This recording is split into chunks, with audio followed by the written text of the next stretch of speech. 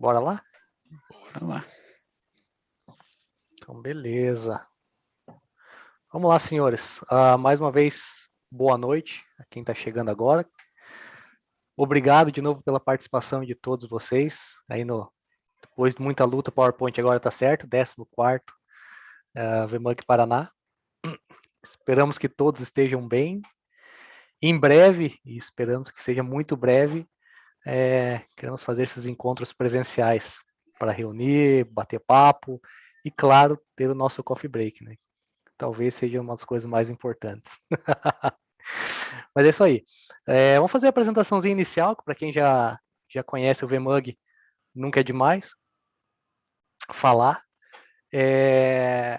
Começando pela nossa agenda de hoje, que tá com 3 apresentações, mais 2 apresentações técnicas, e aí a gente vai ter uma talk do Álvaro, que está aí com a gente para falar sobre as novas certificações da VMware.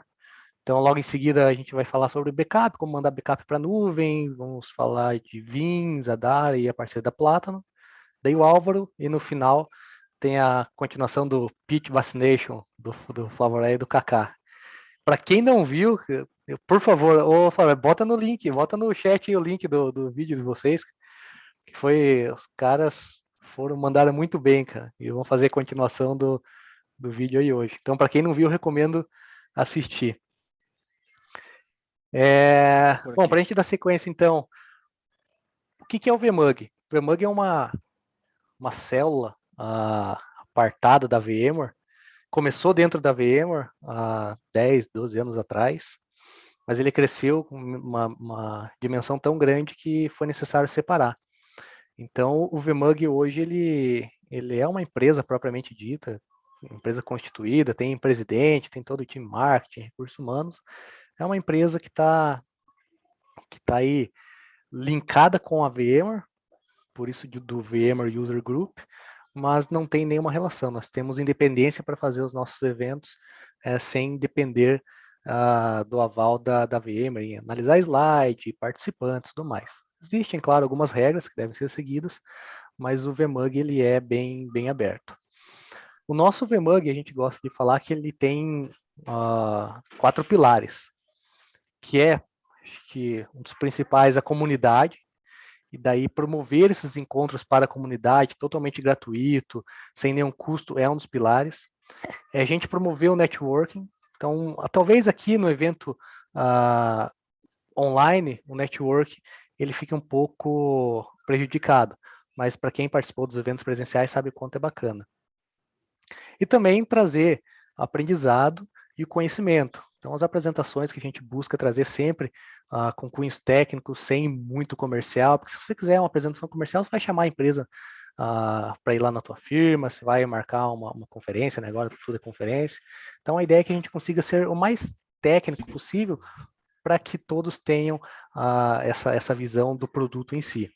E, claro, em algum momento a gente traz palestra de soft skill para conseguir desenvolver o lado pessoal dos nossos participantes também. E conhecimento, claro, esses 3 tópicos, todos eles chegam no final da linha e vão para o conhecimento. Hoje o VMUG Paraná ele é formado por essas pessoas, então acho que online aqui hoje está o Bronza, o Lucas e o César não conseguiram conectar ainda, então se você tiver alguma demanda sobre o VMUG, por favor, nos consultem. E, agora, não menos importante, a gente tem um surfistinha de Santa Catarina chegando na área. Então, Giovanni, seja bem-vindo, se apresente para a comunidade. O Giovanni está integrando o time do VMUG Paraná agora. Vai ser o tiozão do VMUG Paraná.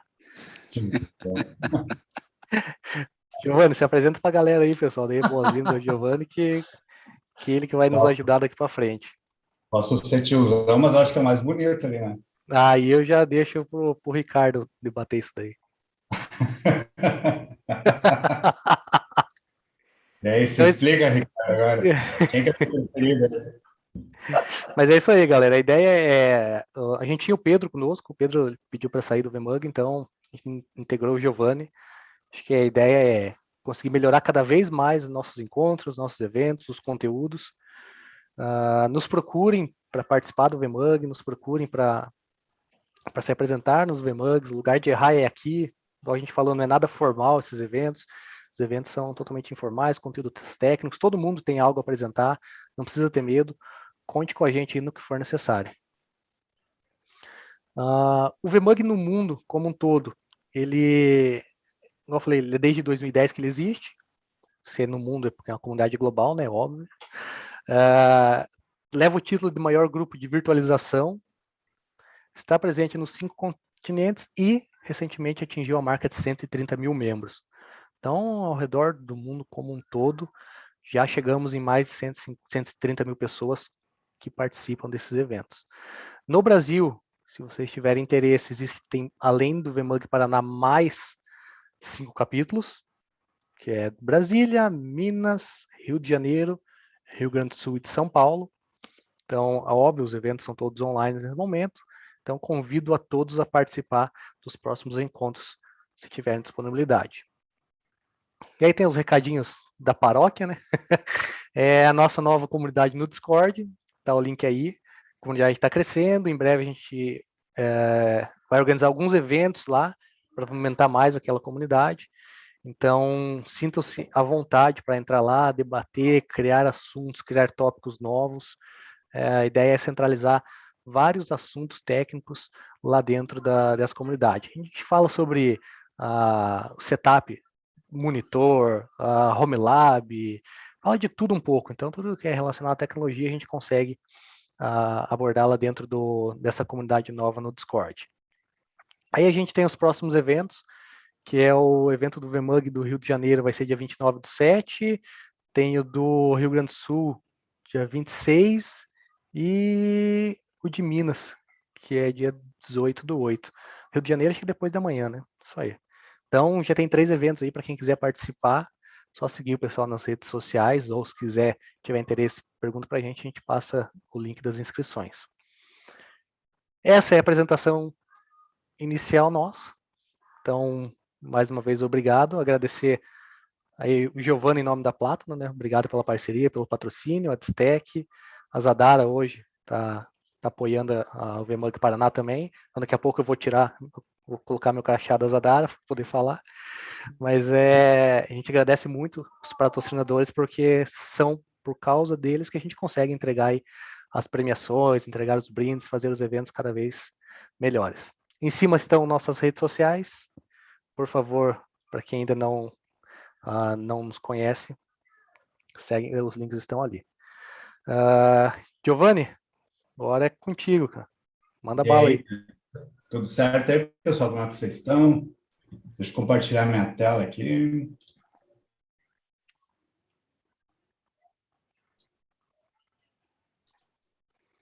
Giovanni, o dono da Plátano. Não, dono somos dois, né? Os outros 50% estão aí também. E aí, vocês estão vendo a minha tela? Como é que tá, Joaquim? Tá vendo a minha apresentação? Show. Manda bala aí, tá top. Então, primeiramente, aí, pessoal, obrigado. Essa acho que é a primeira vez que a gente participa, né, apresentando. A gente aí é parceiro do VMUG já há um bom tempo. Sempre patrocinando, mas nunca compartilhando o conteúdo. Então, vamos aproveitar essa vez. Aí eu agradeço ao time todo, né? Joaquim, César, o Bronza, o Lucas, o Conzati. Se eu esqueci de alguém aí, desculpa, mas é muita gente, né? Mas obrigado aí pela parceria e vamos ajudar sempre que for possível, tá? Seja bem-vindo como líder do VMUG e como patrocinador sempre também. Já, obrigado. Então, vamos começar falando de coisa boa, tá, pessoal? A gente colocou um QR Code e a gente vai fazer um sorteio aí no final de uns prêmios, não é brinde, tá? Uns prêmios bacanas aí pra galera. A regra do negócio é o seguinte, quem postou, ou quem fez um repost do convite para o VMUG de hoje vai concorrer, né, aos prêmios. No final a gente vai fazer um sorteio e depois a gente vai verificar quem fez o repost, né? Então vai estar apto a concorrer, né? Vão ser 3 fones da JBL, né? Sem fio. E daí tem esse QR Code. Esse QR Code vai diretamente ao link do LinkedIn, né? Do VMUG da Platinum. Então, quem não fez ainda tem tempo para fazer até o final aí das apresentações. Então, Depois a gente... só reforçando, pessoal, no final a gente vai fazer. Tem vários sorteios, não só os 3 fones, né? A gente vai fazer outros sorteios. Tem o prêmio da Distec, acho que vai ser tem uma cafeteira hoje que a gente vai sortear, alguns brindes da Zadara. Então, mas esses fones especificamente, para você concorrer, você tem que compartilhar essa publicação. Então, lá no final do VMUG, a gente vai sortear todo mundo. Se o Ricardo Conzatti ganhou lá na roleta russa, o pessoal vai olhar, ver se recompartilhou o post lá da Plata. Então, é obrigatório. Além de sorte, tem que ter esse pré-requisito para ganhar um dos 3 fones aí que a Plata está sorteando hoje. Beleza? Então, boa sorte a todos, Beleza. né? Prontinho o link aí para só tirar uma fotinha e correr. Vamos lá, aqui estão os bonitos das apresentações de hoje, né? Eu sou o CEO da empresa, deixei meu contato, meu e-mail, telefone, né? E ao lado está o nosso grande engenheiro aí, Eduardo. Então, qualquer coisa a gente vai conversar. A nossa equipe hoje é composta de 7 pessoas, né? A gente tem alguns engenheiros, time de pré-venda, pós-venda, então uma equipe aí enxuta, mas pronta aí para te ajudar. Eu já esperava que ia acontecer isso, cara. O povo já começa a se manifestar no chat ali, né? Eduardo é lindo, Eduardo não sei o que lá. Eu imaginava que seria no momento que ele começasse a falar, mas não tem como resistir, cara. Pois obrigado, Wesley, obrigado. O cara ganha projeto só quando mostra foto lá. Que é isso? É muito Photoshop, né, pô? É efeito do Instagram ali, né? Tá, galera, vamos começar com uma dica preciosa aí, né? Todo mundo na nossa área tem que ser pessimista, mas por que pessimista? Ai. A gente não vai falar que você tem que ser pessimista na vida e tal, mas infelizmente, né, na nossa área, tecnologia, a gente a gente deve sempre pensar no pior, né? Porque a gente é pago para isso. O nosso salário entra porque a gente tem que prever problemas e caso o problema aconteça, a gente tem que saber resolucionar o mais rápido possível. Então, por isso que a gente existe na tecnologia e quem mexe com isso está ciente de tudo, né?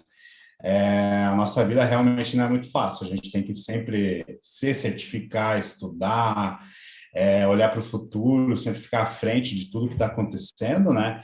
E também trabalhar, às vezes, como uma babá do usuário, né? A gente sempre tem que estar analisando o que o usuário está fazendo, o usuário vai fazer coisa errada, o usuário vai achar uma falha e alguma coisa vai acontecer, né? Então, a gente tem que ter esse hábito pessimista para tentar evitar o máximo de problemas que possam acontecer, né? A gente sabe que problemas acontecem todo dia, né? E equipamentos eventualmente queimam, a gente está à mercê de problemas físicos de hardware, bugs de softwares, ataques de hackers, qualquer tipo de vírus e malwares, né? E também tragédias naturais. Então, tudo isso faz parte do nosso dia. A gente sempre tem que estar cientes e pronto para agir o mais rápido possível, né? A nossa vida pode parecer um caos, mas a gente sempre tem que pensar no pior, né? E a gente tem vários casos que acontecem, que são famosos aí, que ajudam a ser exemplos de casos de uso, né? A gente, lá no 11 de setembro, teve a queda das 2 torres, várias empresas faliram por causa disso. Eles não planejaram que pudesse acontecer qualquer tipo de problema com as 2 torres. Tinha um site de produção numa torre e o site de DR na outra torre. No início desse ano, a gente teve vários data centers pegando fogo lá na região da França, né, daquela empresa chamada OVH. Então, inúmeras empresas sofreram com problemas. E aqui no Brasil também a gente teve vários ataques ao STF, ao STJ, o Distrito Federal ficou muito tempo fora do ar, né? E hoje a gente teve uma notícia infeliz também, que o CNPq sofreu aí com uma falha de hardware. Provavelmente eles estão fora já há um bom tempo, né? Então, isso aí causa muito problema para as empresas, né? A gente mancha o nome da empresa, a marca e também a sua reputação. Então, é interessante a gente sempre estar ciente de tudo que pode acontecer, né? E não ser a próxima vítima, né? A gente não está... Mas como é que é aquele exemplo que a gente conversou hoje, Joaquim? É que agora deixa de ser aquela pergunta, né? Ah, será que eu vou ser atacado? Isso não existe mais. Agora é quando eu vou ser atacado? Eu estarei protegido? Então, porque os ataques estão acontecendo não é nem dia após dia, é hora após hora, né? Então, a gente está vulnerável. é óbvio que você só fazer backup, que você fazer o backup não é a única coisa que vai te salvar. Você tem outras formas. É se proteger com firewall, fatores de autenticação, enfim, tem vários outros itens Proteção que. física. Isso, que eles caminham de mão dadas para proteger toda a empresa como um todo. Igual o Giovanni falou ali do CNPq hoje, né? É uma falha de hardware que parece, a gente não tem as informações detalhadas, né? Mas é que a empresa não tinha um contrato de suporte de hardware e tudo ficou à mercê de equipamentos aí que já tinham uma longa data. Então, isso não é exclusividade deles. Entendeu? Infelizmente, no Brasil, muitas empresas pagam, entendeu? Para ter eles pagam para ter essa situação. Então, eu não acredito que vai falhar comigo. Se eu tivesse me antecipado, eu ia gastar 300 mil. Mas não, eu deixei acontecer. Então, além do desgaste, tem o custo que com certeza vai ser muito mais alto que você precisa para ontem. Então, de 300 mil, se fosse uma prevenção, hoje vai para 1 milhão. Com certeza. A gente tem que saber também quanto que custa a nossa empresa, a nossa marca parada por hora, né? Fazer esse estudo e ter essa noção, né? Porque o problema acontece, quando acontece, geralmente a gente fica algumas horas e quem sabe até dias offline, né, Joaquim? Hoje, Sem contar o desgaste, né? realmente, a pressão em cima, né? E hoje também eu estava olhando na internet, lá na região da Tailândia, se não me engano, na China também, um tufão deixou muita empresa, muita região offline, né? Então é outro tipo de problema que a gente está Tá enfrentando. em cima da nossa mesa enfrentando, né? Que a gente tem que prever e ter um plano B, né? Então é muito importante a gente ter esse pensamento pessimista, né? A gente, né, precisa prever, antecipar qualquer tipo e ter um plano de ação rápido. Como que a gente pode fazer isso, né? Sempre estar à frente dos problemas. A gente tem que ter um backup testado e confiável, né? Ele tem que ser resiliente. A gente pode usar algumas ferramentas e features de ferramentas de backup que nos ajudam, como o ShareBackup da Veeam, né? Ele pode testar o backup automaticamente para ti. A gente tem que ter uns planos de desastre e recuperação bem elaborados e testados também. A gente tem que validar os equipamentos envolvidos no teu ambiente, se as tuas fitas de backup estão funcionando, se o teu robô está corretamente configurado e apto a fazer um restore, né? A gente também tem que fazer a documentação de nossas políticas, a nossa equipe precisa saber onde os dados estão protegidos e salvos e também replicados. E uma dica que a gente dá é tentar replicar o máximo possível a sua informação, né? A Veeam criou essa regra chamada 32110, que significa que tu tens que ter 3 cópias dos teus dados em 2 mídias diferentes, uma delas offline ou off-site, né? E agora a gente criou o conceito de imutabilidade e também a questão de testar o backup. Então, é uma regra que ajuda a gente a manter o nosso dado, né, 100% protegido. E também a questão de usar fita, usar cloud. Hoje a gente não precisa mais ter o medo da cloud que a gente tinha antigamente. Hoje a cloud veio para ajudar a gente, ela veio para auxiliar na estratégia de proteção de dados da nossa empresa, né? Então não é mais aquele bicho-papão que a gente tem. E não é tão caro como a gente acha que é, né, Joaquim? É que assim, caro é se você não se planejar, né? Se você não tiver o desenho do que você quer, se você não tiver a dimensão do seu ambiente. Entendeu? É caro se você falar, amanhã eu quero ir para a nuvem. Vai lá no Google, fala provedores de nuvem e quero ir para a nuvem. Então, acaba que se torna caro. A partir do momento que você faz o estudo numa cloud, se você começa a desenhar uma migração, que você escolhe os players que melhor atende a sua necessidade, aí começa a ficar acessível, começa a ficar mais próximo da realidade. É claro que você não pode comparar, eu sempre falo isso, o custo de um ambiente cloud com um ambiente on-premises, você não vai estar comparando maçã com maçã, porque são duas tecnologias, são duas situações completamente diversas. Então, você tem que olhar o que ele traz de benefícios, um e o outro, e o que você pode deixar de ter com os dois ambientes. E aí sim, no final do dia, você chegar num resultado que vai definir se vale a pena ou não ir. Mas, igual o Giovanni falou, bem planejado, escolhendo certinho o que você vai fazer e como que você vai fazer, cloud não é caro. Exatamente. Até eu gostaria. Ô, Giovanni, desculpa te cortar, queria fazer um complemento. A gente tem um cliente, né, que teve uma falha múltipla em 2 discos dentro de um RAID 5 em menos de 24 horas. Ou seja, ele perdeu todo o repositório dele. Pois é uma coisa que você não considera viável acontecer, né? Você perder 2 discos em menos de 24 horas.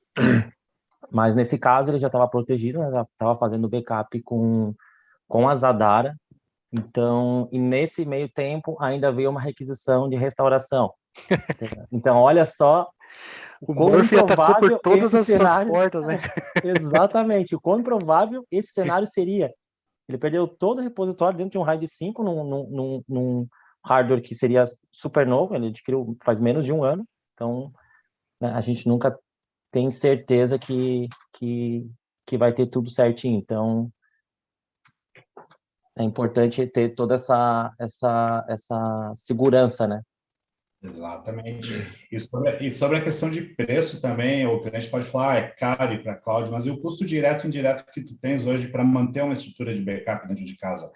É fita, o gerenciamento da fita, a manutenção do teu robô, o custo hora da tua equipe para ficar buscando a fita, trocando fita, esperando o backup ser recuperado, uma sala cofre com refrigeração, toda preparada. Então, assim, se você colocar no papel tudo isso que eu falei agora e comparar com a cloud, vai sair muito mais em conta. Sem contar que o teu dado ele vai estar off-site, fora da tua empresa, livre de qualquer problema ali interno, né?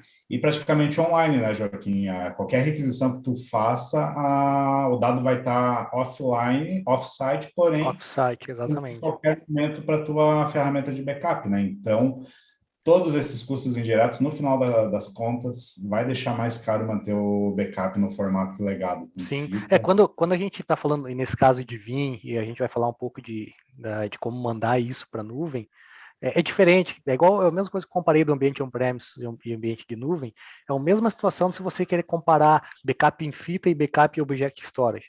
Gente, não é a mesma coisa, entendeu? Os dois são backup? Sim, mas um é banana e outro é maçã. Não tem nada a ver uma coisa com a outra. Você colocar no papel, pô, mas o meu custo giga de object storage, sei lá, é 50 centavos, e na fita, compro uma fita, dura por tanto tempo. A conta não é essa. Entendeu? Porque se você for fazer essa conta, eu vou chegar do outro lado e vou falar, tá, se você precisar restaurar uma VM da fita que está lá no teu cofre de 3 anos atrás, quanto tempo você vai demorar? Ah, não, mas isso é muito improvável. Pois é. Então, não é essa a comparação que você tem que fazer. Então, você coloca no papel de volta o que é bom num, o que é bom no outro, e aí você faz a conta, ver se funciona. Ah, Object Storage, dado 100% em tempo real, online, off-site, precisou, consegue fazer o restore rapidão. A fita tem os seus benefícios? Tem. É mais barato, você consegue ter um ganho de armazenamento, né? Você consegue, enfim, tem seus prós e seus contras. O que você tem que levar em consideração é, no final do dia, fita atende tua política de backup? Cloud atende tua política de backup? Quanto tempo é o teu RPO? Você tem que colocar isso no papel e ver se funciona. E aí a gente está aí para ajudar vocês.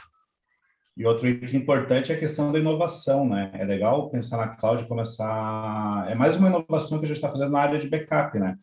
Tu vai trazer uma tecnologia nova e totalmente independente de manter uma infraestrutura interna para isso, né? Então é interessante também pensar nesse item. 100%. Sim, essa cópia off-site seria como um seguro de veículo, né? Você paga esperando não, né, nunca utilizá-lo. Depende, né? Porque tem o outro lado do seguro do carro também. É verdade. Eu não sei se o Léo tá aí, mas o Léo que trabalhava na Vinha, ele sempre falava. Não fala que o seguro de carro e backup são parecidos. Mais ou menos. Porque se roubaram o teu carro, você vai lá, você trabalha, você compra outro, beleza. Não tinha seguro, mas você compra outro. Se você perdeu os dados da tua empresa, se você perdeu, por exemplo, o registro, fluxo de caixa, estoque de uma empresa grande, isso daí, cara, são informações, entendeu? Você não vai conseguir Sim. recuperar e reescrever isso. Então, é quase a mesma coisa. Eu ainda prefiro se precaver e deixar e esperar que isso não aconteça, né? Tá certo. Então, agora a gente vai falar um pouquinho da Platinum, né? A Platinum nasceu no mundo digital, no mundo virtualizado, né? E a gente veio para auxiliar os clientes exatamente com esse tipo de problema, né? Nossa empresa é focada em ambientes VMware, data centers, né? Com ambientes VMware. E também a gente se aliou com a Vim para poder entregar proteção para esse tipo de data center, né? E depois disso a gente também criou um ecossistema, sempre pensando na questão de proteção. A gente se aliou à Zadara, agora em 2021, né? E também a Exagrid para tentar montar um ecossistema, entregar uma solução completa de proteção de dados para vocês.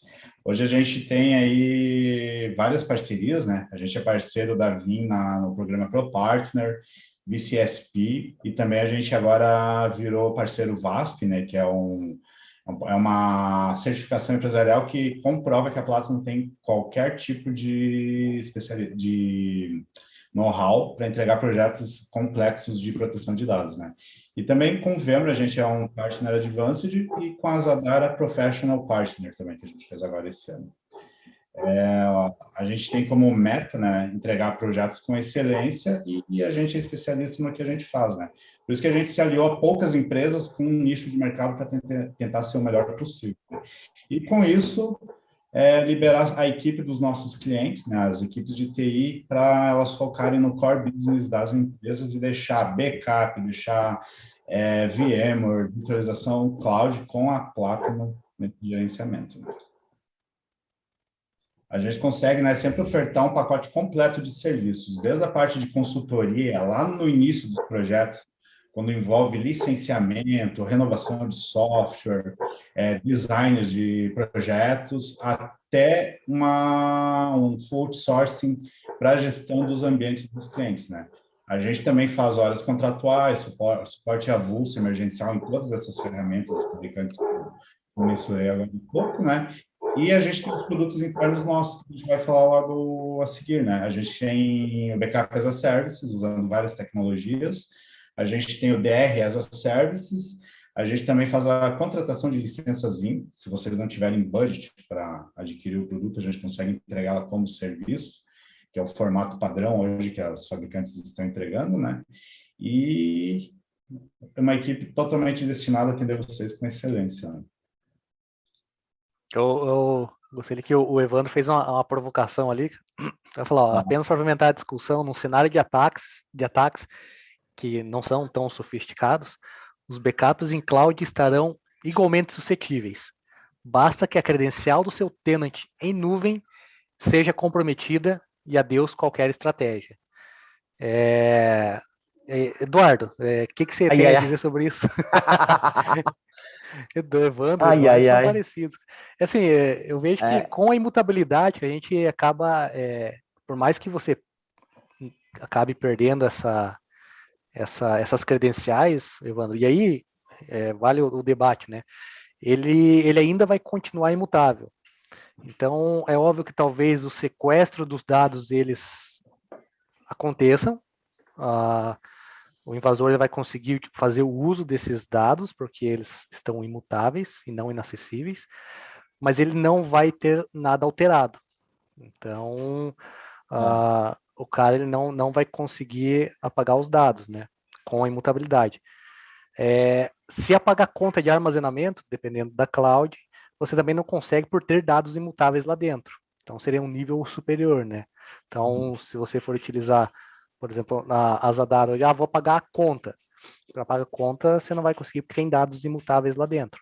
Mas o debate é super válido nesse nível. Tem vezes que a gente vai falando, muitas falam, quero fazer meu DR na nuvem, quero movimentar minhas máquinas virtuais para lá, e aí eu estou seguro, crio uma conta. Então tem.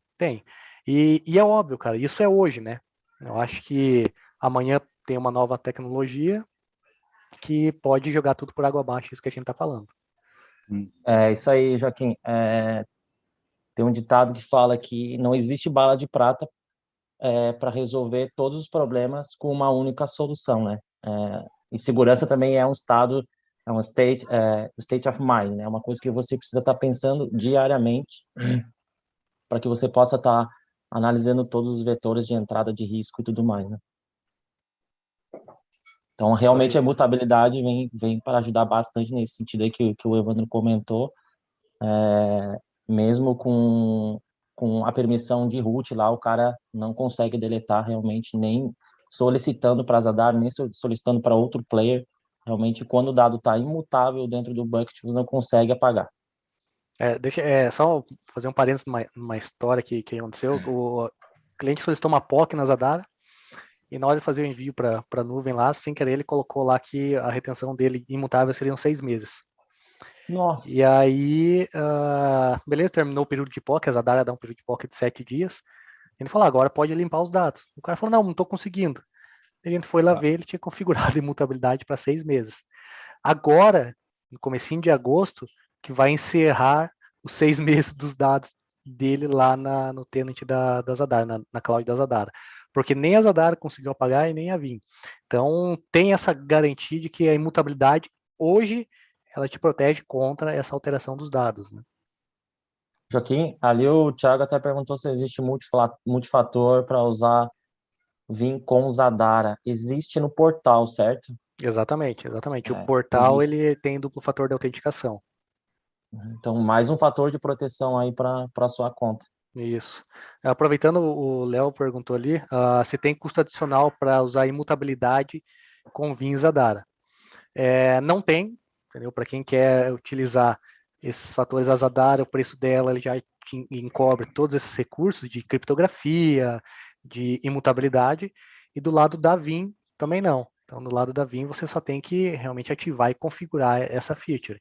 Lembrando que, se a gente for falar de Zadara, tem outros pontos que é bom falar, que a Zadara, além de não cobrar pela imutabilidade, a Zadara não cobra put, não cobra get, não cobra list, não cobra taxa de download. Então, se você quer retornar um dado, fazer um restore de uma VM, a gente sabe que em outros players isso acaba se tornando caro. Na Zadara você não precisa pagar nada disso. É o valor fixo lá no final do mês por giga que você vai pagar, já com imposto, já valor no Brasil. Então, eu não vou envolver a parte de dinheiro, porque quem cuida de dinheiro é o Giovanni.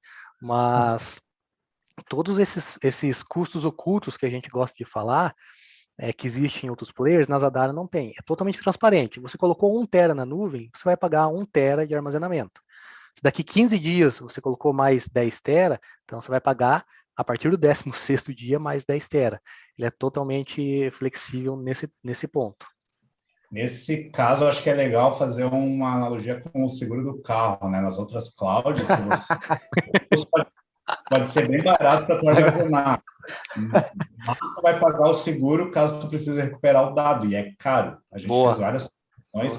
O custo de download ou output ou restore que tu vai efetuar no teu ambiente é extremamente alto. Na Zadara ele é zerado. A gente só tem... Um último fator é que outros players têm aquela tierização dos dados, né? O dado quente e o dado frio. Então, beleza, vou colocar lá numa profundidade mais fria que é mais barato. Mas isso é um pênalti para quando você precisar restaurar. Então, se você for utilizar a Zadara, por exemplo, os dados são sempre standard, entendeu? Sempre dados quentes, para a hora que você precisar, os dados estarão disponíveis. É bem simples, você só vai pagar pelo espaço armazenado, né? Sim. Em contrapartida, nos demais players, vai pagar o espaço armazenado, output, custos de API, e no final a conta fica bem salgada. Beleza, tem duas perguntas, uma para o Giovanni aqui, qual é o custo por gigabyte? Então, o Giovanni, a Zadara ela não vende direto para cliente, tá? Ela só vende através de parceiros. Então, a pessoa indicada ali é o Giovanni, ele pode tratar contigo sobre os custos aí por gigabyte. E o Thiago perguntou, e essa é para o Eduardo lá, se já fizeram algum instante VM Recovery utilizando o Scale Out com a Zadara. E se sim, o servidor ficou minimamente operacional? Boa pergunta, Thiago. Então, quando você ainda tem um repositório local funcional, sim, fica super operacional, tem um mínimo delay, né? Porque o que acontece? Existe a inteligência da Vim em saber quais os blocos estão dentro de casa e quais os blocos estão no Zadara, certo? Então, ele vai aproveitar ao máximo os blocos que já existem dentro do seu repositório local e só vai buscar em cloud que for a diferença, né? Então, quando você tem um repositório local funcional, a performance é quase idêntica a um IVR tradicional, mas quando você não tem, no cenário onde você perdeu seu repositório local, você não tem os blocos. Então, você tem que buscar 100% de dados não ZADAR. E aí, né, aí a internet não tem muito milagre. Para uma operação que não é crítica, talvez você consiga, mas né, um banco de dados, uma aplicação altamente transacional, a gente não recomenda, né? Porque realmente você montar um disco e ler ele através de internet é complicado. Exatamente. É. Espero ter respondido aí, Thiago. Isso aí. Prosseguimos, então? Manda bala. Vamos lá. Tá, um assunto agora bem complexo, pessoal. A gente está falando agora de Vim, né? Tem uma edição do Vim dentro da minha empresa, qual cloud eu posso usar? A gente tem as edições, a Standard, Enterprise Plus e a Vim fez algumas segmentações, né? Então, a gente vai tentar explicar agora qual tipo de cloud se encaixa melhor no seu ambiente, né? Vamos falar de dois tipos de cloud. A Cloud Connect, que é feita através do programa VCSP, e o Cloud Tier, que a gente vai falar depois com o Joaquim mais a fundo ali, que usa o Scale Repository conectado na Zadara, né? Então, cada caso é um caso, né? Cada cliente tem uma demanda, uma necessidade, então o licenciamento é a premissa básica para tudo. Então, a gente tem que entender sempre qual é o teu licenciamento para ver qual é a melhor cloud, né? Então, a gente utiliza essas duas. E a Cloud Connect ela é uma cloud um pouquinho especial. A gente tem uma infraestrutura toda pronta dentro de um data center regional Tier 3 aqui no Brasil, e é uma infraestrutura bem complexa. A gente tem várias máquinas virtuais que compõem esse ambiente, né? E a gente acaba entregando um repositório remoto como serviço para dentro da tua empresa. Você vai contratar ele com valor X de terabytes, e a gente apresenta esse repositório dentro do teu Vim local como ele fosse um repositório local ou dentro da tua empresa em outro data center local, né? E o Tier 3 é usado com a Zadara, né? Que hoje é um dos melhores players focado em backup no ambiente. O Cloud Connect, pessoal, ele pode ser utilizado em qualquer edição do Vim. Temos a Standard, Enterprise Plus, a gente tem o licenciamento por socket, a gente tem o licenciamento universal, que é o VUL, que todo mundo conhece. Então, tem qualquer edição do Vim, tu pode usar o Cloud Connect, tá? Como que ele funciona, né? Eu falei agora há pouco, é um repositório remoto, você vai ver esse repositório dentro do teu Vim Backup no console, e tu faz um backup copy job, correto, Eduardo? Correto, Giovanni. O Cloud Connect seria o jeito mais, digamos, rápido de você ir para a cloud. Eu gosto de fazer uma analogia juntamente com o backup NBD, que é o backup via rede da Vim, né? É o backup mais rápido.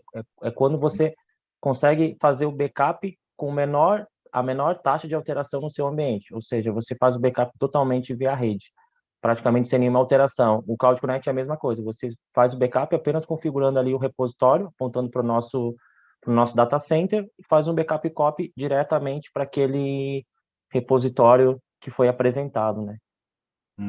Exatamente. Ele a nível mais abaixo, né? Falando um pouquinho mais aqui abaixo, são discos tradicionais que a gente entrega para o cliente.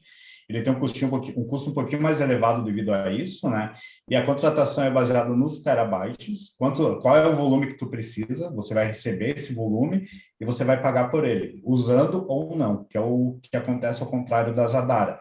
A Zadara você contrata e vai pagando sob demanda, né? Então, consumiu 100 tera, paga 100 tera. Consumiu 250, vai pagar 250, né?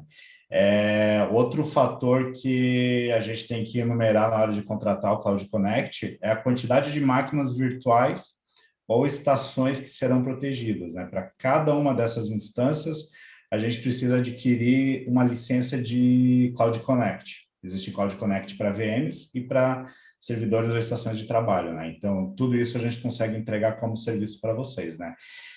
Qual que é a vantagem do Cloud Connect hoje? Ele é muito simples de configurar e a gente não precisa de nenhum tipo de configuração de rede, nenhuma VPN, a gente utiliza somente uma porta TCP para conectar o teu ambiente Vim on-premise com a nossa cloud. Então, uma regra no teu firewall de liberação vai fazer com que a cloud funcione, né? E é interessante usar o Cloud Connect caso você trabalhe numa empresa que é totalmente descentralizada, que você possua vários escritórios remotos, né? Então, você consegue conectar todos os escritórios na nossa cloud e você vai conseguir centralizar toda a informação num único local, né? E, como eu já falei, a gente utiliza um data center Tier 3 aqui no Brasil, totalmente qualificado e seguro para te atender, né? Então, Giovanni, vale a pena ressaltar que para a gente ser provedor de VCSP, a gente é auditado, né? A gente recebe uma assessoria da VIM em todo o ambiente que a gente planejou e montou, né, para servir o propósito de backup como serviço e DR como serviço. Então, a gente tem o respaldo da própria VIM.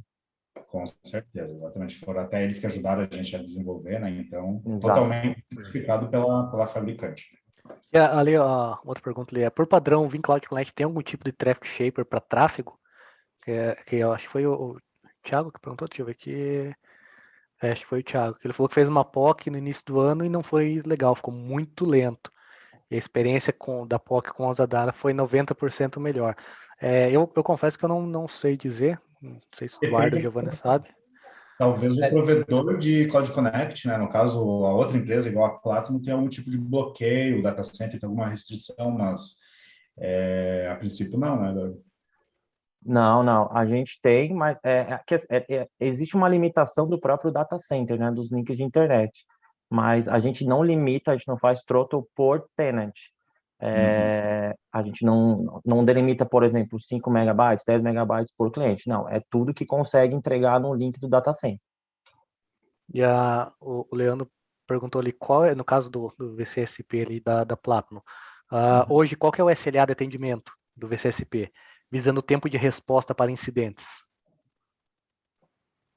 Então, o repositório, ele está sempre disponível, né? Então, independente do sinistro que você tiver dentro da sua empresa, ele vai estar lá. Vamos lá, no pior dos cenários, onde você perdeu o seu VIM, você pode reconfigurar o VIM, apontar para o repositório e instantaneamente começar o seu restore. É que tem outros itens ali, que é desempenho da internet, disco e tudo mais, né? Sim, certeza. Mas Não, veja aí, Leandro, se for respondido, beleza, não pergunta aí que a gente vai... E lembrando que sempre que um cliente firma uma parceria com a gente, né, a gente sempre coloca horas contratuais, né, para atender o cliente. A gente tem um atendimento bem próximo, né, e nós conhecemos também toda a equipe dos data centers que provém esse serviço para a gente ter uma resolução mais rápida possível, né? Exatamente. Então, agora seria o showtime aí do Eduardo, né? Eduardo que Opa! consegue fazer uma ação, vai fazer online, né, Eduardo? É um passo a passo de como configurar um provedor Cloud Connect no seu Vim local, e a gente vai ver que com menos de 5 cliques a gente consegue habilitar, né, essa comunicação. Dá um pouquinho mais que 5, né? O intuito aqui, pessoal, é realmente mostrar como é fácil. Exatamente. É o jeito, digamos, mais rápido, como eu falei anteriormente, mas talvez não seja o método que se adeque melhor à sua empresa, né? Deixa eu ver como é que eu faço aqui. Acho que o Giovanni tem que parar de compartilhar, daí o Eduardo consegue. Tá. Enquanto o Eduardo compartilha ali, Giovanni, Oi? conseguiu parar o compartilhamento aí? Temos uma pergunta no Isso. FAQ, no... Isso, É. desculpa. A solução de VCSP é ofertada somente através de parceiros? Para você, Giovanni.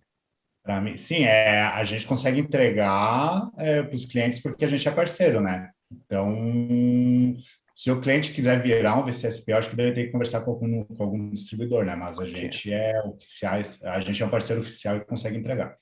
Beleza. É isso aí. Então, pessoal, aqui é o nosso Vim Backup Replication, última versão já na V11. Como o Giovanni falou anteriormente, né? Então, para você se conectar com um provedor de serviço, é qualquer versão e edição da Vim, certo? Então, basta você vir aqui no Backup Infrastructure, na parte de Service Providers, né? Dar um ADD Service. Aqui eu não vou ADD, mas eu vou correr um que já existe aqui, certo? Então, toda a parte de credenciais e hostname a gente vai passar para vocês. Como o Giovanni também falou, a gente tem somente uma porta de comunicação, então fica bem simples para você gerenciar o seu firewall, né? Então, uma porta única, somente de saída do repositório para o Cloud Gateway, que é a nossa infraestrutura aqui no data center. Toda a parte de credenciais, obviamente, a gente vai passar para vocês, né? Usuário e senha do seu tenant. Configurar aqui, colocar usuário e senha. E vai mostrar aqui qual tipo de repositório que tá disponível para você, a capacidade. E também tem a questão do ONE Accelerator, né? A gente disponibiliza para links abaixo de 50 MB, que é a recomendação da Vim, né? E links com baixa latência também. Então, mas aí também requer uma outra edição de licenciamento. Giovanni, me corrija se eu estiver errado, acho que daí você já precisa de uma versão Enterprise, se não me engano, para utilizar o ONE Accelerator. Uhum. Aí você diminui o tráfego de backup na sua rede, certo? E é isso aí, configurou aqui, ó, só manda um apply. O que vai fazer aqui, ó? Ele vai apresentar para você, vou fechar aqui, ele dá um rescan, mas ele apresenta para você um repositório no tipo cloud, ó, como esses dois aqui, ó. Tendo isso, a gente já pode fazer backup diretamente pro repositório em cloud, certo? Você não, nesse caso, você, se desejar, você pode não ter um repositório dentro de casa e fazer backup diretamente para o Cloud Connect, certo? Porém, existem alguns detalhes, né? Nesse cenário, né? Vamos lá, o primeiro detalhe você vai manter a snapshot aberta no VMware por muito tempo, certo? Principalmente no backup full. Então, no primeiro backup, vamos lá, uma VM de 1 tera, você pode ficar com o backup aberto às vezes 2 dias aberto, devido à velocidade de transferência para o Cloud Connect, né? Então, essa é uma desvantagem. A outra é que você acaba não ficando em compliance com a regra 321, que é o que a gente comentou antes, né? Então, você está anulando o seu backup on-premise e jogando ele direto para o seu backup off-site. Então, a gente não fica em compliance com a segunda cópia do backup, né? O lado bacana disso, para quem não está acostumado a utilizar o Vim, por obrigação, o primeiro backup que você tem que fazer, se você não tiver essa estrutura, óbvio, é em disco local. Então, você vai fazer qualquer backup do Vim, a primeira coisa é apontar para o disco local, depois você manda para fita, para cloud, como você quiser. Então, nessa situação do Cloud Connect que o Eduardo mostrou e vai mostrar mais pra gente, não precisa nada localmente. Você manda tudo direto para a cloud da Platinum. E aí você elimina o hardware dentro de casa. Para quem não quer investimento dentro de casa, bacana, mas tem aí o pênalti, né? Que esse é o custo do link, no caso. Exato. Exatamente aqui. Esse cenário a gente recomenda realmente para quando você não tem um budget para investir em repositório local, mas esse é um cenário que a gente não recomenda e que a própria Vim também não recomenda, né? Porque você está pulando uma das regras primordiais, que é ter o seu backup primário dentro de casa, né? Até para a questão de restore, né? Você precisa fazer um instant VM recovery, você não vai conseguir, né? Então, para você restaurar qualquer arquivo fica um pouco mais custoso, né? Vamos lá. A gente já rodou um backup aqui, a gente tem uma VM aqui, ó. Ela vai ficar dentro dessa aba cloud, dentro desse container backups, onde ficam os backups propriamente ditos, né? Então, lembrando, toda conexão de envio de backup do seu bench on-premise para cloud, ela é criptografada end-to-end, certo? E os backups também. Os arquivos de backup são criptografados do nosso lado, certo? Então, mais essa camada de segurança, e a gente utiliza repositórios com o sistema de arquivos RFS. Então, para fazer um backup de longa retenção, GFS, a gente consegue ter uma economia de espaço bem significativa. Aqui eu tenho uma máquina CentOS, é uma máquina Linux. A gente tem algumas opções que estariam disponíveis se fosse Windows, como, por exemplo, Restore Guest Files. A gente consegue fazer a restauração de File Level Recovery, né, a nível de arquivos, porém somente em VMs Windows. Essa é mais uma desvantagem aqui que eu vejo no Cloud Connect. A Windows, essa aqui eu não consegui enviar a tempo, mas a Windows a gente conseguiria fazer esse tipo de restauração, né? Somente de arquivos ou pastas. Tem essa VM de CentOS, o que a gente consegue fazer? restaurar a VM inteira para dentro de casa, certo? Os discos virtuais ou arquivos das máquinas virtuais. Nesse caso aqui, a gente não tem realmente a opção de file level por ser Linux, é uma limitação da Vim, certo? Não é do Cloud Connect em si, do ambiente de Cloud Connect, e sim da Vim, certo? Deixa eu ver aqui. Como que a gente configura? A gente configura um backup copy job, certo? Esse aqui que a gente configurou. A gente vai lá e seleciona os jobs que a gente deseja copiar para a cloud, né? Você pode escolher ou o job de backup em si ou os arquivos do repositório, certo? Target, sim, a gente vai lá e coloca o nosso repositório, que é o Cloud Repository, né? E aqui trabalha na retenção que você deseja. Lembrando que a retenção no Cloud Connect ela é forever forward, ou seja, é um full e infinitos, entre aspas, né, incrementais. Então, quando chegar lá no quinto dia, o incremental mais antigo vai ser fundido no backup full. Então, aqui a gente não tem a opção de backup forward, né? Então, somente forever forward. E a opção, aqui a gente também tem a opção de marcar os GFS, como eu comentei anteriormente, lembrando que quando a gente trabalha como sistema de arquivos RFS, a gente consegue usar o block clone e transformar eles em backups bem menores. Assim a gente consegue economizar espaço dentro do repositório. O backup obrigatoriamente tem que ser criptografado, certo? Então a encryption aqui ela precisa estar habilitada, caso contrário o job vai falhar, porque do nosso lado a gente só aceita backups criptografados por questão de segurança, certo? E basicamente é isso. Aqui a conexão é direta, é do repositório de backup para o Cloud Gateway, para a nossa estrutura. Caso você utilize o One Accelerator, aí você selecionaria o seu desse lado, do seu lado, no source, e target já ficaria disponível. Aqui você, né, trabalha na janela de backup. E é isso, está configurado. Basicamente, você não altera nada na sua infraestrutura atual. Como eu falei anteriormente, realmente é a maneira mais rápida de você subir um backup para a cloud, mas talvez não seja o que a sua empresa realmente precisa no momento, certo?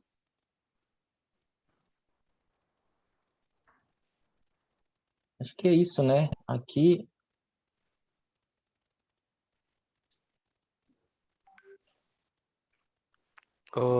Eduardo, mais uma pergunta ali do Jean, se é usada uma forma de prevenção de deleção de backup do lado do provedor VCSP. Sim, mas essa é uma opção que a gente habilita à parte, certo? Então, é um outro tipo de negociação, existe um recycle bin do nosso lado, certo? Se a gente habilitar essa opção para o tenant, todo backup que é deletado, inclusive o backup que faz parte da cadeia, quando ele é removido, né? Quando ele é fundido no full, ele vai para o recycle bin, ou seja, você acaba consumindo mais da sua cota de repositório. Mas é possível sim, é habilitado por tenant. É possível. Boa. Beleza. Mais alguma pergunta aqui? Deixa eu ver. Questions. Agora não. Isso aí. Não, acho que é isso. Extremamente simples, rápido de configurar, fácil. E acho que é isso aí. O Leonardo Guisso comentou que o Accelerator é somente para Enterprise Plus. É isso mesmo. O Accelerator ele é liberado na versão Enterprise, mas para fazer replicação somente local. Aí, se você usar o Cloud Connect, é somente no Enterprise Plus. Beleza. Enterprise Plus, é? Achei que era na Enterprise. No Enterprise, tu consegue fazer usando o Accelerator se tu for fazer replicação interna, né? Do teu Vim, de um repositório interno para outro interno. Aí na Enterprise Plus é que libera para o Cloud Connect. Show, tá aí, ó. Respondido. Fechou. Isso aí, Mr. Extremamente Platinum. simples e rápido. Cloud Connect acho que igual você falou, não tem segredo, né? Pontou pro Não. gateway ali, pro service provider, manda bala. Joia. É isso aí. Eu compartilho de novo, tá vendo aí, Joaquim? Aham. Não, tá aparecendo já aqui. Joia. Então, agora a gente vai mudar o assunto, né? Vamos falar um pouquinho sobre Platinum e Zadara, né? Então, a gente sabe que a cada ano, né, o crescimento dos dados está crescendo, né, de uma forma exponencial. E há anos atrás a gente falava lá de megabyte, gigabyte, lá na época de faculdade, né, Joaquim? Hoje a gente já está tratando aí de tera já é normal, né? Mas peta, hexa, iota, bytes. Então, cada vez mais essa nomenclatura, essas unidades de medidas estão aumentando, né? E a gente está tendo muitos projetos diferentes e modernos. A gente está trabalhando bastante com VDI, com imagens, vídeos, tem muito streaming rodando nas empresas. E agora com o IoT, né, a internet das coisas, o mundo está ficando conectado cada vez mais. Então, tudo que a gente faz no dia a dia está sendo armazenado em algum lugar, né? Então, aonde que a gente vai armazenar os dados de produção e onde que a gente vai armazenar os dados de backup? Então, essa é uma demanda, é um problema que a gente tem que resolver, né? E daí, aí eu peguei um caso, estava lendo esses dias na internet, a Boeing, toda vez que uma aeronave, um avião deles para em um aeroporto após uma viagem, eles fazem um estudo da telemetria das turbinas. Então, uma turbina que trabalhou por 10 horas no voo armazena aproximadamente 15 terabytes de dados Caraca. em texto para esse estudo da telemetria. Então, eles conseguem analisar se a turbina está funcional, se tem alguma coisa, algum problema. Então, hoje uma aeronave deve ter o quê? Umas 2 ou 4 turbinas. A quantidade de tera que a gente tem que ter para armazenar esses dados. O que que a gente faz com isso? Onde que a gente armazena, né? Então, a produção aumenta e o backup ainda é pior ainda, né? Então, a gente tem que fazer um estudo e tentar achar uma solução para isso, né? Então, a gente estudou, né, a questão do armazenamento e Object Storage. A gente serviu a Zadara para tentar entregar isso aí de uma forma mais tranquila para os clientes, né? Então, Joaquim, se tu quiser dar uma faladinha aí agora. Não, acho que a gente vai falar do Cloud Capacity Tier, né? Mas a gente tá falando de Zadar ali. O principal, um dos principais diferenciais é você pagar pelo uso. A Zadara não entrega apenas Object Storage, né? Então, se o cliente quiser, eu quero colocar um storage dentro de casa, storage mesmo, com block storage, com a SCSI, com Fiber Channel, a Zadara ela consegue te entregar essa tecnologia e você continua pagando por demanda, por crescimento. Então, a gente entrega um equipamento lá dentro da casa do cliente, seja ele, aí você pode escolher se vai ser de block storage, se vai ser object storage, e você continua pagando como se fosse lá o object storage na nuvem, né? Você paga por giga. Existe, é claro, uma diferença da forma de cobrança. Acho que não vamos entrar muito em detalhe aqui para a gente poder mostrar lá na demo como funciona, mas um exemplo tradicional no modelo CAPEX, que você vai comprar um storage hoje, você quer um storage, sei lá, para 5 tera, é muito pouco, 500 tera. Só que você pensa que você vai ter que comprar muito mais que isso, porque você não vai comprar um storage cada 2, 3 meses. Então, você vê uma provisão de crescimento, para daqui a 5 anos você compra lá 1,5 TB de storage. Então você já pagou tudo aquilo uma vez só, você já provisionou tudo aquilo, você vai consumir durante 5 anos. E aí nesses 5 anos você tem degradação do equipamento, amanhã ou depois pode não precisar de toda essa capacidade, mas você já comprou, você vai ter que arcar com os custos. Com a Zadar é um pouquinho diferente. O modelo ele segue o mesmo do storage tradicional do equipamento em si, só que você vai pagar por demanda. Então hoje você tem 100 tera, vai colocar um equipamento de 100 tera lá. Amanhã você vai precisar fazer mais, sei lá, 500 teras, vai pedir para a Zadar vai colocar mais 500 tera para você nesse equipamento. E aí você vai pagando por demanda. A diferença basicamente é essa do equipamento on-premise.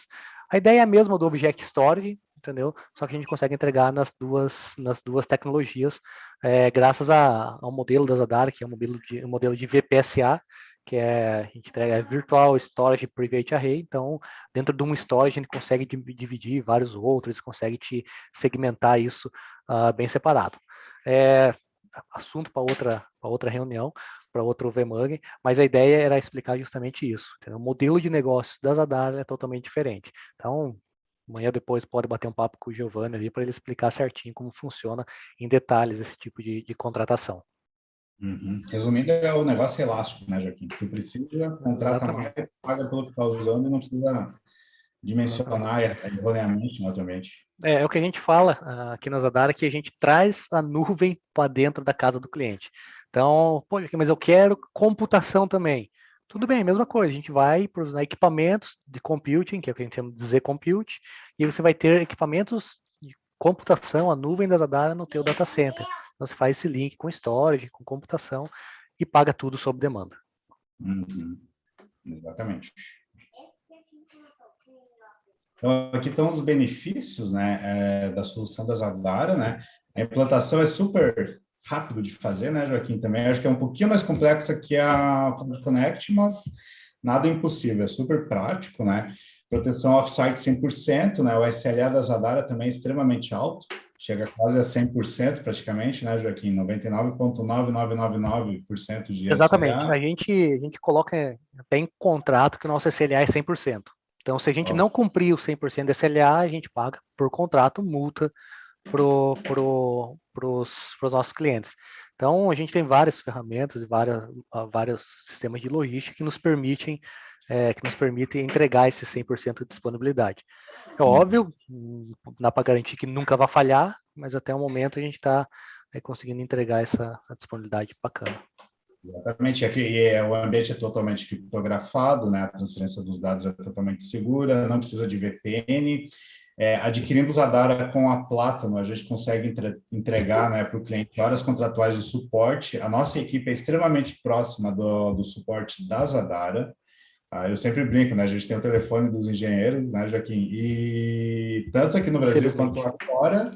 E também a gente faz a ponte com a engenharia da VIM, né? Então, a gente trabalha criando esse ecossistema, né? Envolvendo todo mundo. Então, raramente tem problema, mas quando tem algum tipo de chamado, a gente já aciona totalmente os envolvidos de uma forma bem rápida, né? Então, a gente entrega horas de contrato junto para auxiliar vocês na gestão, né? E como que é tarifado, né? A gente já falou antes, é somente o espaço utilizado, né, por gigabyte. A gente entrega o faturamento para o cliente em reais com os impostos embutidos. O armazenamento é feito no Brasil, então, se você tem alguma normativa, né, alguma jurisdição que exija que o teu dado esteja no Brasil, fica dentro do nosso país, né?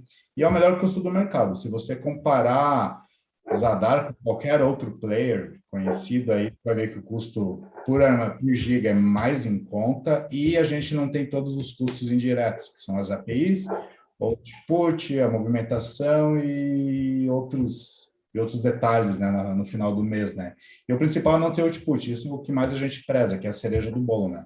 Pode fazer restore da volumetria que tu quiser, quantas vezes tu quiser no mês, que tu não vai pagar por isso aí, não tem nenhum tipo de pegadinha nos contratos, né? E você paga pelo que usa no formato Pay As You Go, né? Então tu não tem contrato com a Platinum, com a Zadara de 1 ano para ficar fixo com esses, né? Tu pode cancelar quando tu quer, respeitando, claro, se tu tá usando aquela imutabilidade de 6 meses, tu vai ter que pagar os 6 meses de dado lá, né? Isso aí. O Thiago perguntou ali se essas horas de contrato da Platinum é cobrado só em caso de acionamento ou é um valor fixo juntamente com a volumetria? A gente põe um pool de horas, dependendo da volumetria, dependendo das necessidades do cliente, né? A gente embute ali no contrato, e daí geralmente são poucas horas, porque não dá problema, pessoal. A gente coloca ali 2, 4 horas, não dá problema. E quando dá, daí você utiliza esse pool de horas, né? Se extrapolar, daí a gente tem um valor especial para horas extras, né? Então, é bem tranquilo e as soluções bem incomodam. Show, show. E o licenciamento ali, qual que é? Dá para ser Então, Enterprise e Enterprise Plus, né? isso, falando de VIM agora, para usar o Zadar ou esse formato de cloud, né, que é o Capacity Tier, a gente tem que ter no mínimo a versão Enterprise ou Enterprise Plus, quando a gente compra ela por socket, que é o modelo perpétuo, ou qualquer licença VU, que é o Universal License, que é comercializado na versão Enterprise Plus, né? Então, qualquer uma dessas licenças acima de Enterprise tem que ser o Capacity Tier, né? Aí a Cloud Connect funciona em qualquer uma e essa da Enterprise para cima. Então, Beleza. Acho que a hora que a gente for mostrar aqui, dá para ter mais ideias sobre isso. Não sei se tem algum outro PPT depois disso. deixa eu ver aqui. Agora é o teu show aí. Então beleza. Não, vamos lá. Para não se estender muito aqui, deixa eu compartilhar a tela. Só mostrar para vocês, pessoal, como que é a parte de configuração do Object Storage dentro da Vim, dentro do Vim Backup Application. Aqui, beleza. Então, acho que vocês já devem estar vendo minha tela. Sim, senhor. O que eu vou fazer aqui? Do lado da Zadara, então é bem simples, eu vou criar um objeto, um bucket aqui, um container, né, como a gente chama. Então, vou colocar aqui vmug teste. E aí tem as opções que a gente comentou, né, que Object Lock é imutabilidade, então se eu quiser usar a imutabilidade da Vim, preciso ativar essa opção. Não vou marcar por garantia. Posso deixar tudo criptografado, nossos backups. E nós temos uma política de proteção que é Two-Way Protection. Por default, todo dado, toda a informação que você mandar para o Object Storage da Zadara, ele é gravado em 2 lugares simultâneos, 2 lugares diferentes simultâneos. Então, isso já está no preço, entendeu? Você não paga mais por isso. O valor que o Giovanni passar para vocês é o valor final, já contemplando isso. Então, entra naquele pacote que a gente garante a disponibilidade dos dados. Então, beleza, criei aqui as informações, está aqui um vmug teste, é o nome do meu container. E lá dentro do Vim, eu vou precisar de algumas informações para conexão, que eles são a parte de rede. Então, vamos lá, a gente ver.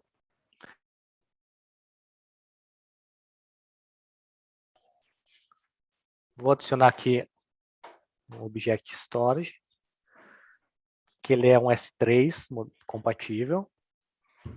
E coloco aqui o nome. Teste vmug, dou next. Service point tem essa informação aqui.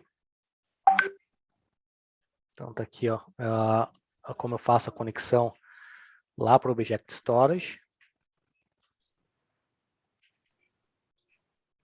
Tá aqui. A região também está aqui.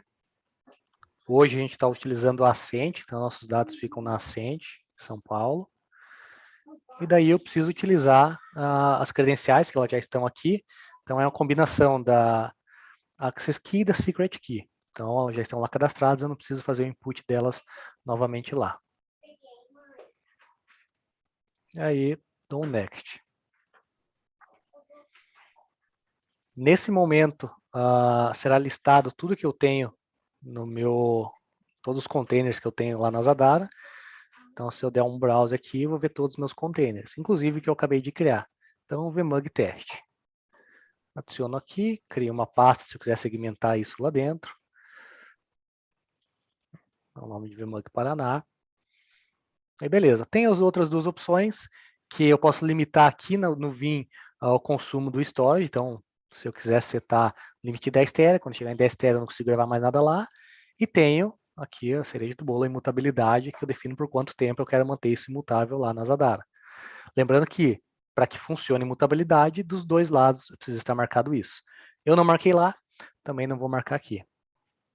No apply da configuração, e aí o Object Storage, esse armazenamento, ele foi criado. Posso apenas criar um job e apontar para o Object Storage? Não, você não pode.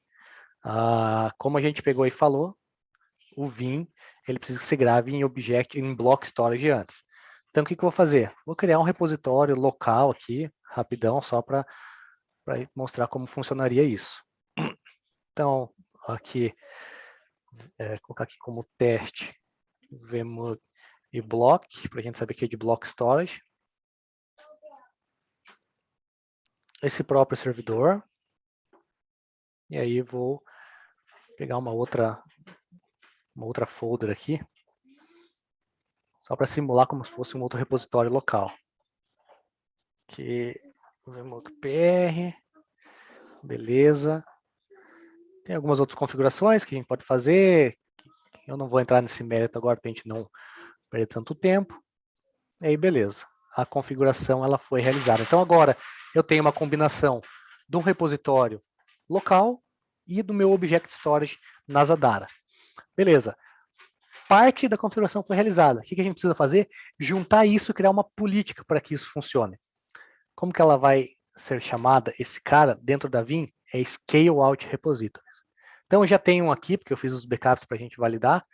Mas como que funciona? Vou criar um repositório chamado ScaleOut, e aqui eu vou adicionar o meu repositório local, chamado de Performance Tier. O nome já diz, né? Então, se eu precisar de alguma coisa de performance, eu vou pegar ali.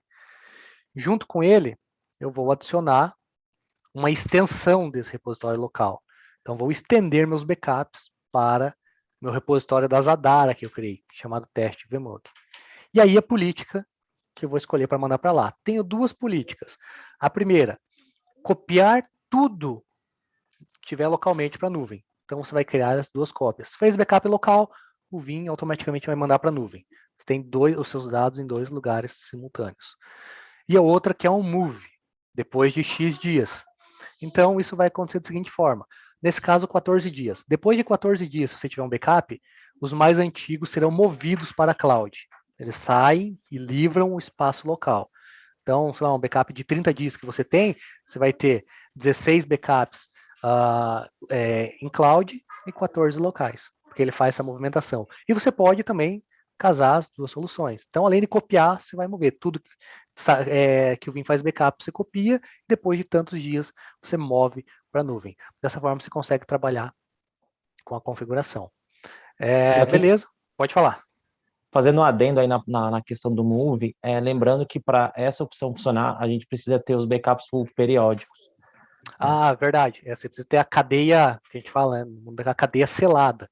Então, Isso. você não pode, se tiver um backup sempre, forever incremental, você não consegue fazer um move.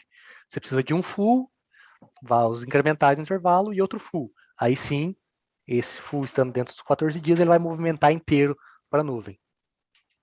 Bem lembrado do Ardo. Perfeito. Então, isso aí, a criação do scale out é isso. Lá no meu backup, o que eu vou fazer? Vou criar um job da minha infraestrutura. E na hora de eu selecionar o repositório, eu não preciso selecionar o repositório em nuvem, o repositório local, pô, que bagunça. Não. Você vai selecionar a máquina lá que você quer fazer backup, e daí na parte de storage, você vai selecionar aqui, um scale out. Nesse caso, então, escolho o scale out, que dentro desse scale out está contemplado disco local e object storage. Seleciono minhas políticas de retenção, como quero fazer, e pau na máquina.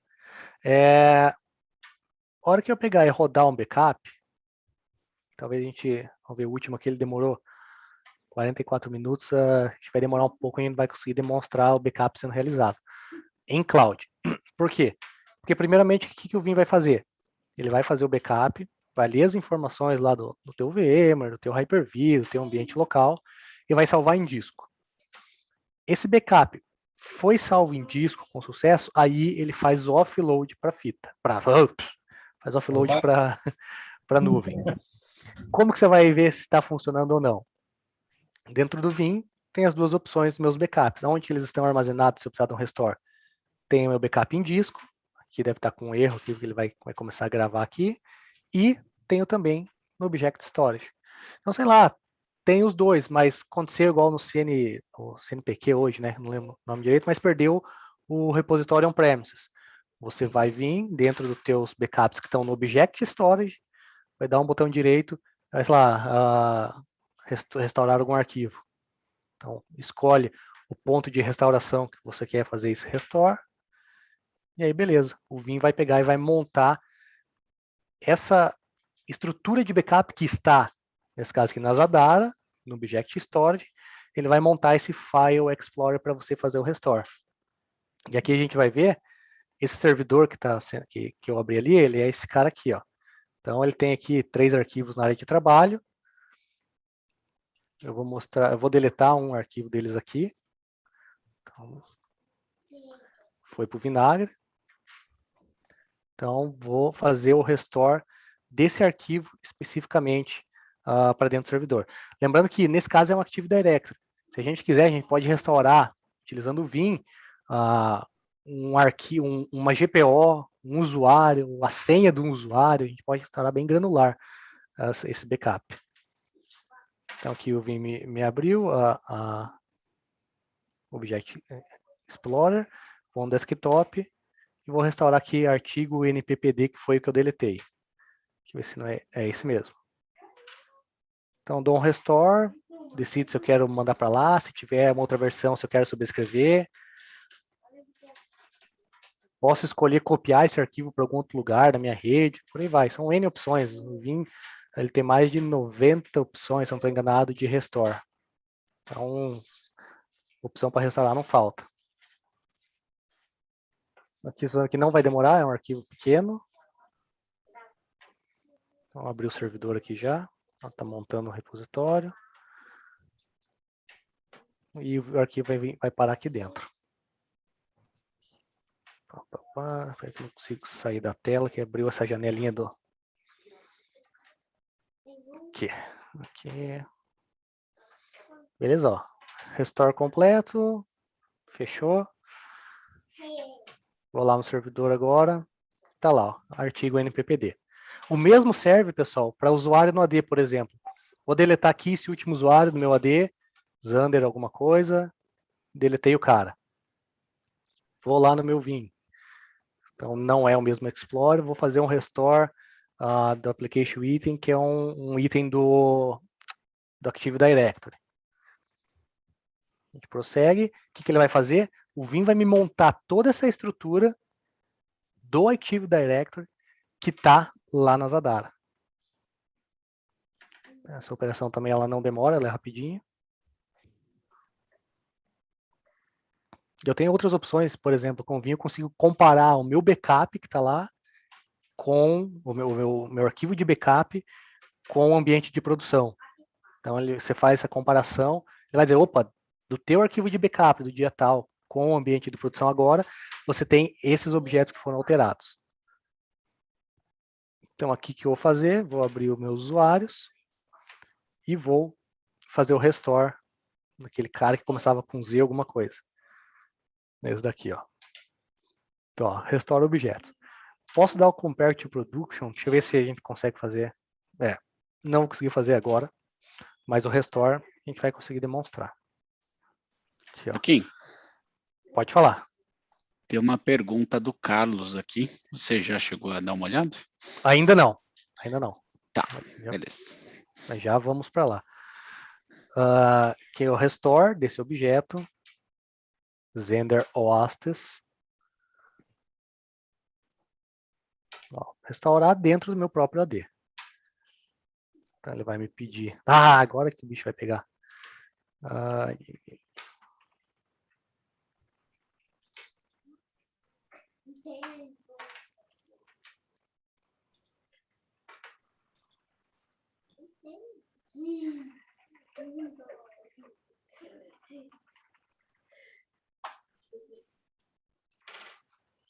Ufa!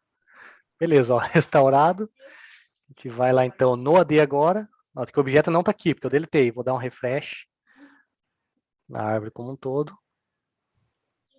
E apareceu lá o objeto do AD que foi restaurado. Gente, essas opções com Vim, com os Adaras, podem fazer casar vários tipos. Tem restauração de objetos do Exchange, SQL, tem vários appliances ali que você consegue fazer esse tipo de restauração granular. Restaurar VM inteira, fazer Instant VM Recovery, enfim, a gente ficaria aqui horas falando sobre isso. Qualquer dúvida dá para pedir apoio para o pessoal da Plata, eles estão capacitados bastante a fazer isso. Mas o que eu queria mostrar de Object Storage era isso, era fazer a configuração dele, viu que não tem grilo nenhum, coloquei dentro do Vim, criei um scale out, fiz o backup. Para restaurar, botão direito, restore, e a vida se resolve. Lembrando que aqui o objeto não estava com imutabilidade, mas se tivesse, é só uma flag. O restore se comportaria da mesma forma. É isso daí. Alguma coisa a complementar antes das perguntas ali? Eduardo, Giovanni, pessoal? Lembrando que toda a parte de restauração, né, pessoal, esse tráfego ele não é pago, né? Então, todo o download ali, realmente você pode restaurar à vontade, né? Muito bem. Com Tem Zadara, pegadinhas. né, você não tem esse custo. Para ter uma ideia, eu não vou saber exatamente, mas 1 GB que você for mandar para a nuvem hoje, utilizando o Vim, 1 GB você vai fazer em torno de 2.048 requisições de put. Entendeu? para 1 GB. Uhum. Esses PUT são pagos, tá? Nas clouds tradicionais, você paga por essas requisições. O mesmo serve para GET, o mesmo serve, por exemplo, você abriu aqui para listar teus backups lá na Zadara, é um list. Por quê? Porque o S3 ele é um protocolo HTTP. Então, cada comando que você dá ali é uma requisição HTTP, é um comando HTTP. E isso você paga, entendeu? Na Zadara nada disso é cobrado. Entendeu? Você Exato. pode fazer o dia inteiro, enviar e fazer download dos teus arquivos, que você não paga nada mais por isso, só pelo armazenamento. Você consegue ser preditivo no final do mês, né? Saber Totalmente. quanto que você vai pagar. Totalmente. Bom, vamos lá para as perguntas. Carlos aqui falou, qual é a velocidade de internet recomendada para a restauração de um backup em nuvem com, por exemplo, 100 GB em menos de 20 minutos? Rapaz, não Essa é faço difícil. ideia. Esse aí Oh, precisa fazer uma conta. essa foi boa. Eu não sei, tá, cara? A gente pode fazer esse estudo e dar uma previsão para você, depois chama a gente ali em off, ali, a gente dá uma estudada, ver como que precisaria para chegar no número mágico ali, mas não tenho esse número agora. Normalmente tem umas calculadoras, né, que ajudam. Eu tô fazendo já aqui. Olha aí, ó. Aí. Fica ela aberta aqui, ó. Vamos ver aqui Tá a aí, outra. Fala aí. 600 megabits per second. Aí, ó. Um Fast Connect, um Direct Connect. Nada demais, assim. Exatamente. Lembrando que esse tráfego da Zadara também não é cobrado, tá, pessoal? Então, se você hoje tem instâncias na cloud da Zadara e tem Object Storage da Zadara, você não paga o tráfego entre um e outro. O tráfego também ele não é limitado, não limita e também não é cobrado.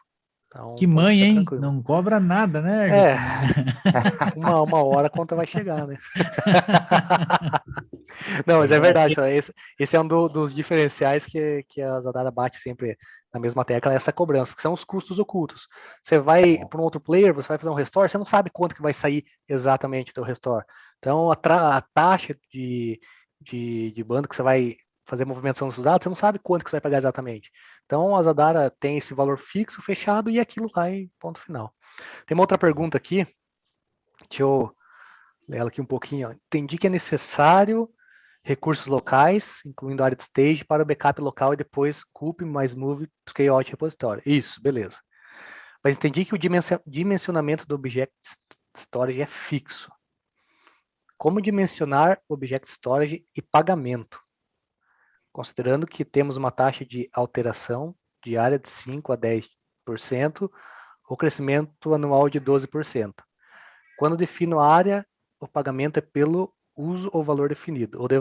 Não, Leandro, o pagamento ele é pelo uso, entendeu? Se você for usar 5 tera hoje do teu backup diário, beleza, você vai pagar 5 tera.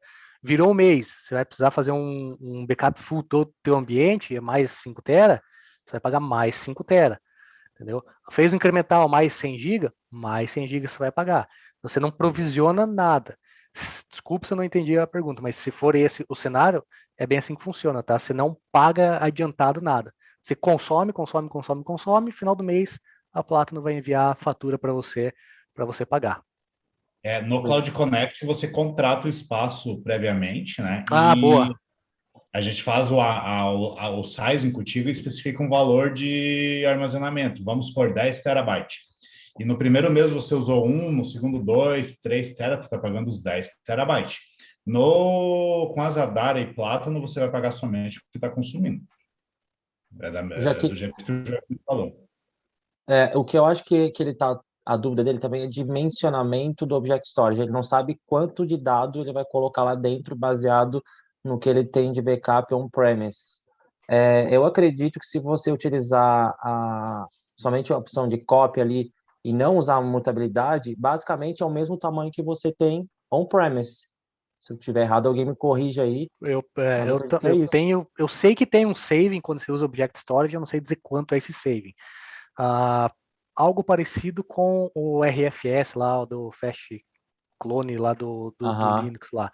Mas a gente precisa entrar mais a fundo no estudo do ambiente para desenhar essa volumetria. Entendi. O Ronaldo perguntou se existe categorização cliente free ou archive de longa duração.